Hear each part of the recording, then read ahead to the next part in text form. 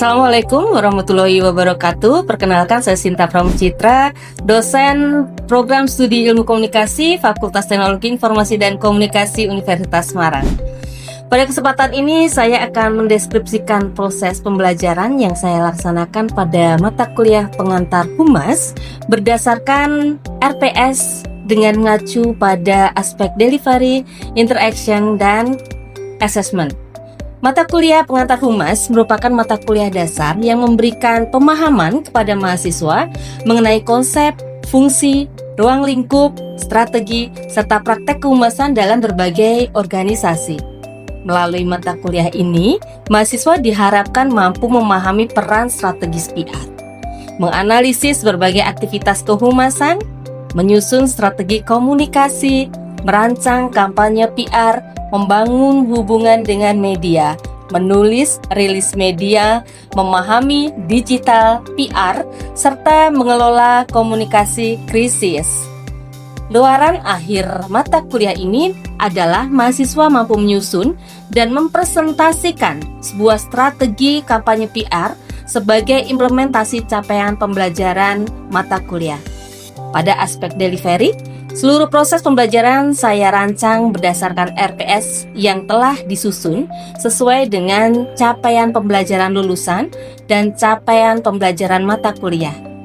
Pembelajaran dilaksanakan selama 16 kali pertemuan menggunakan pendekatan blended learning, yaitu kombinasi pembelajaran tatap muka dengan pemanfaatan LMS. Dan selain penyampaian materi melalui presentasi PowerPoint, saya juga menggunakan modul pembelajaran studi kasus aktual, video pembelajaran berita dari media massa, jurnal ilmiah, serta contoh praktek kehumasan yang relevan, sehingga mahasiswa memperoleh pengalaman belajar yang kontekstual. Metode pembelajaran yang saya gunakan disesuaikan dengan karakteristik materi dan capaian pembelajaran. Selain metode ceramah interaktif, saya menerapkan diskusi kelompok, collaborative learning, case-based learning, project-based learning, presentasi, simulasi, problem solving, serta studi kasus yang bersumber dari praktik kehumasan di berbagai institusi. Dengan pendekatan tersebut, mahasiswa tidak hanya memahami teori, tetapi juga mampu mengaplikasikan konsep public relations dalam situasi yang nyata. Pada aspek interaction, saya membangun komunikasi yang aktif, terbuka, dan partisipatif dengan mahasiswa. Selama proses pembelajaran, saya mendorong mahasiswa untuk aktif berdiskusi, menyampaikan pendapatnya, bertanya, memberikan tanggapan terhadap studi kasus, serta bekerja sama dalam penyelesaian proyek kelompok. Di luar jam perkuliahan, interaksi juga dilakukan melalui LMS ataupun grup WhatsApp sebagai media konsultasi akademik. Penyampaian informasi, diskusi materi, maupun pemberian umpan balik terhadap tugas yang dikerjakan oleh mahasiswa. Dengan demikian, proses pembelajaran berlangsung secara kolaboratif dan berpusat pada mahasiswa.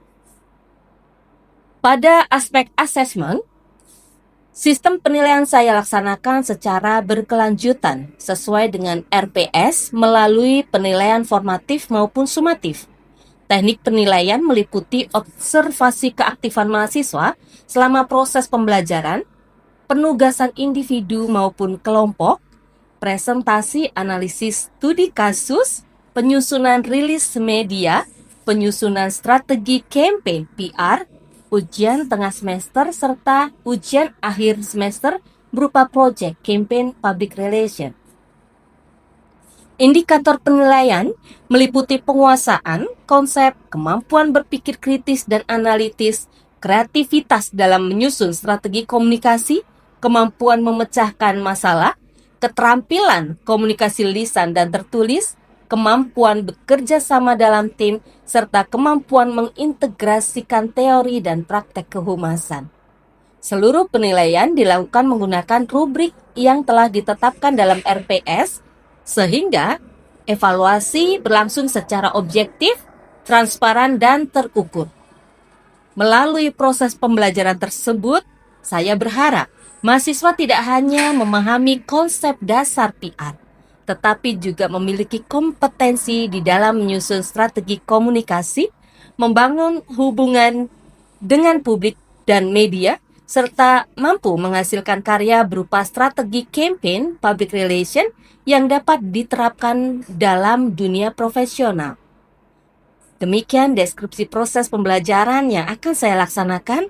Semoga upaya yang saya lakukan dapat memberikan kontribusi dalam menghasilkan lulusan yang kompeten, adaptif, dan siap menghadapi tantangan dunia kerja.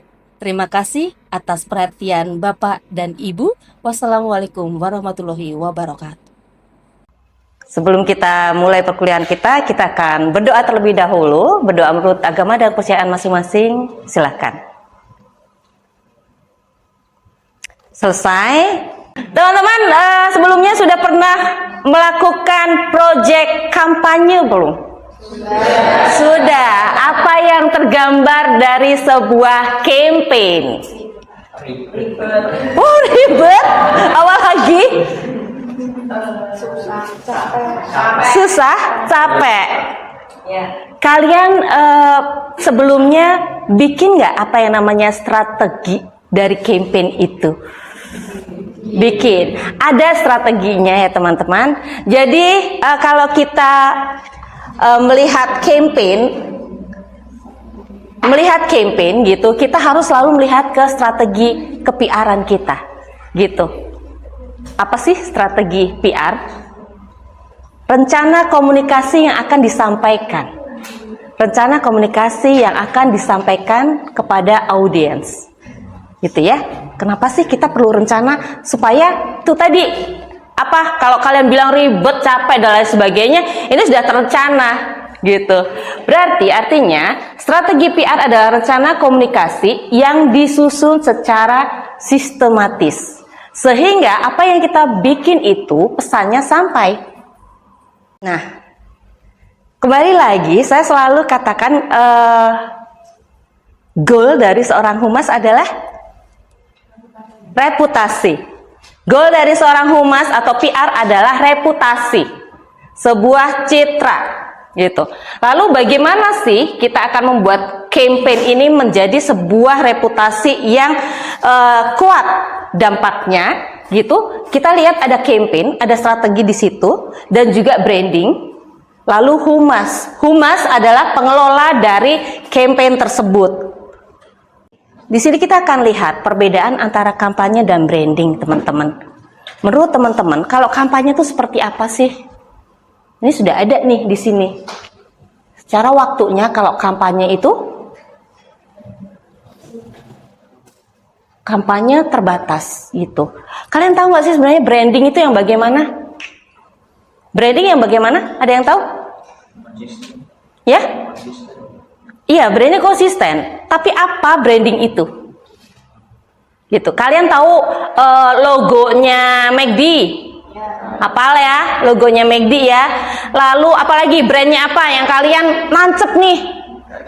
KFC. Apa? Ayo KFC. Warnanya? Colonel Sanders. Iya. Ada lagi? Starbucks. Starbucks nancep ya. Ada lagi? Gojek. Shopee Food. USM. Wah, nancep USM. Itu branding ya teman-teman. Melalui logo. Ada juga yang melalui tagline. Ada yang tahu? Apa? Kamu melalui tagline? Indomie, seleraku nancep. Itu brand gitu ya, branding. Ada lagi? KFC jagonya ayam. Oke, KFC jagonya ayam. Ayam mulu ya dari tadi ya. Apa lagi? Apa? Oke, jembatan masa depan Anda. Apa yang kalian bayangkan ketika saya ngomong itu adalah mobil sport? Merek mobil sport apa ya? Yang Porsche? Apa? Sport, mobil sport. Apa? Brand apa yang kira-kira identik dengan sport? Ya? Ferrari. Ada Lambo, lalu BMW. Lalu kalau kampanye itu taktis. Ya, taktis gitu. Sementara, karena hanya sementara. Sementara kalau branding itu fundamental gitu. Ini untuk membangun bagaimana kita bisa ingat terus begitu. Lalu campaign PR.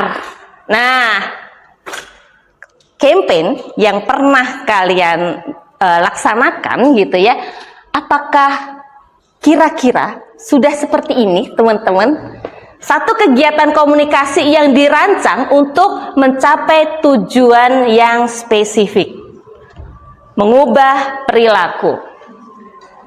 Bagaimana kita bisa meningkatkan awareness melalui campaign kita? Bagaimana cara kalian kemarin? Ada info sebelumnya? Ada, melalui media sosial. Lalu apa lagi? Untuk meningkatkan awareness campaign kalian supaya bisa mengubah perilaku, bahwa kelihatannya ini adalah kegiatan yang mempunyai dampak yang bagus, yang positif, melibatkan partisipasi dari masyarakat. Oke, kita ngomong lagi mengenai branding gitu. Branding ini bukan hanya sekedar logo gitu. Branding itu apa? Kalau tadi teman-teman, ada komunikasi yang konsisten di dalamnya, ada pengalaman publik, ada engagement di dalamnya, ada internal culture, budaya organisasi, dan juga nilai organisasi yang kita keluarkan melalui sebuah, bukan logo saja gitu, bukan logo saja ya. Oke, ada komunikasi konsisten. Bagaimana yang disebut dengan komunikasi yang konsisten? Gimana kalian bisa mengenal yang namanya Aqua? Apa komunikasi yang diberikan Aqua kepada kalian sampai kalian harus mengingatnya Aqua? Ya, iklan. Kalian terpapar itu. Apalagi selain iklan? Hah? Gampang dicari. Gampang diingat. Gampang diingat. Oke, gampang diingat. Gitu ya. Aqua. Ada lagi? Mudah dicari gitu. Lalu persepsi publik. Nah, dengan komunikasi yang konsisten dan pelayanan yang baik, maka branding akan menjadi semakin kuat. Yang kita perlukan selain reputasi adalah apa? Trust. Ya, trust itu sangat diperlukan untuk konsumen, gitu. Kalau kita nggak trust ya udah, nggak akan ada yang namanya repeat order atau kita kesana lagi atau kita beli lagi, gitu. Nggak akan ada. Oke, lalu peran PR dalam branding ini sebenarnya apa sih? PR adalah sebagai seorang fasilitator komunikasi, menjadi penghubung strategis antara organisasi dan publik, antara instansi dengan publik, antara perusahaan dengan audiensnya, gitu. Kita adalah PR adalah fasilitator komunikasi, kemudian relationship builder. Kita membangun sebuah hubungan, merawat dan membangun hubungan jangka panjang. Bagaimana merawat dan membangun hubungan jangka panjang? Sebagai seorang PR, bagaimana kalian akan merawat hubungan baik ini dengan stakeholder, gitu? Gimana kira-kira? Let's say seorang PR itu sangat dekat dengan media, betul? Sangat dekat dengan media. Maka hal yang paling contoh teringannya adalah ketika media itu ulang tahun nih, maka kita akan datang, kita visit ke media tersebut. Itu hal yang mendasar gitu ya, untuk kita berhubungan dengan yang terdekat dengan PR, gitu, dengan media. Media fisik teman-teman, itu menjadi sangat penting. Ada krisis komunikasi nih. Bagaimana sih seorang PR harus meng-counter itu? Krisis komunikasi apa yang pernah kalian dengar? Apa kira-kira krisis komunikasi? Iya. Pernah dengar apa? Krisis komunikasi. Ada yang tahu? Krisis komunikasi apa? Apa? Krisis komunikasi teman-teman. Pernah dengar sebuah brand yang divideokan, makanan yang divideokan tetapi ada cacingnya. Pernah dengar? Pernah ya. Itu adalah sebuah krisis komunikasi. Lalu ada juga satu brand gitu ya, penyedap rasa yang dia diisukan menggunakan minyak babi gitu. Itu adalah bagian dari krisis komunikasi. Bagaimana masing-masing perusahaan ini akan meng-counter itu? Seperti itu ya, krisis komunikasi. Bagaimana akan mengelola komunikasi ini? Lalu peran PR dalam branding merupakan sebagai media relations officers.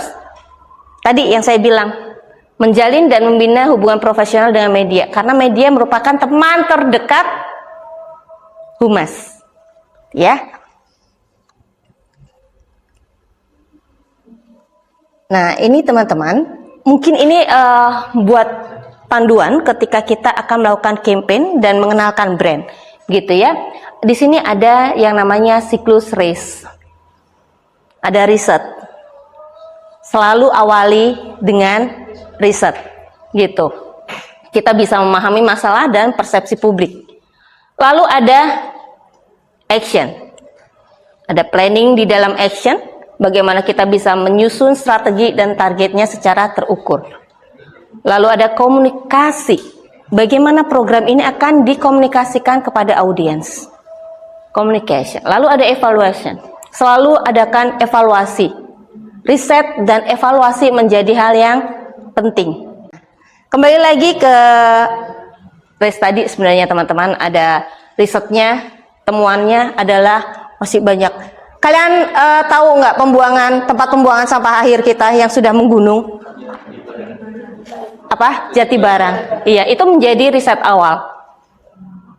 Riset awal, dan kita masuk ke pasar-pasar juga, gitu. Bagaimana ternyata di pasar tuh masih sampahnya berserakan. Lalu action adalah menentukan target audience. Pesannya adalah tanggung jawab bersama nih, gitu. Sampah adalah tanggung jawab bersama. Kita komunikasikan melalui banyak kanal. Media sosial saat itu di tahun 2021 gitu kami melakukan ada baliho, kita disupport baliho, edukasi sekolah dan aktivasi komunitas. Ini yang akhirnya menjadi agak kurang karena saat itu kekat dengan COVID, gitu. Itu menjadi sangat kurang. Evaluasi kami adalah mengukur penurunan volume sampah dan perubahan perilaku masyarakat, gitu. Dan evaluasi ini masih menjadi bahan sampai saat ini, gitu. Oke, jadi teman-teman dapat kita simpulkan bahwa strategi public relation ini tentu saja kita ingat bahwa strategi PR adalah reputasi dan juga trust ya teman-teman tadi ya.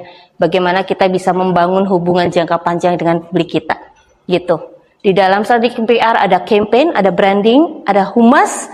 Yang perlu kalian ingat ada race di dalamnya. Masih ingat race tadi? Apa? Race, R-nya apa? Research, action, communication, evaluation. Jadi Kalau nanti dapat tugas untuk campaign lagi sudah siap dengan race. Itu sangat mempermudah kalian untuk membuat sebuah campaign dan mengenalkan branding kalian. Gitu. Oke.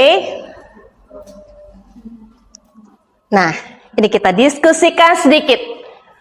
Menurut Anda, mengapa kampanye Semarang Wegah Nyampah dapat diklasifikasikan sebagai strategi PR yang efektif? Oke, teman-teman, diskusi ini akan menjadi tugas kita di minggu depan. Ya, kita akan diskusikan ini bersama-sama melalui 4 metrik tersebut. Oke, teman-teman semuanya, oke? Ya, oke, bisa dipahami semuanya dan terima kasih. Tidak ada pertanyaan? Sudah? Aman? Oke, baik. Terima kasih semuanya dan saya akan tutup untuk mata kuliah pengantar humas pada hari ini. Terima kasih untuk kehadiran kalian dan sampai jumpa minggu depan. Terima kasih.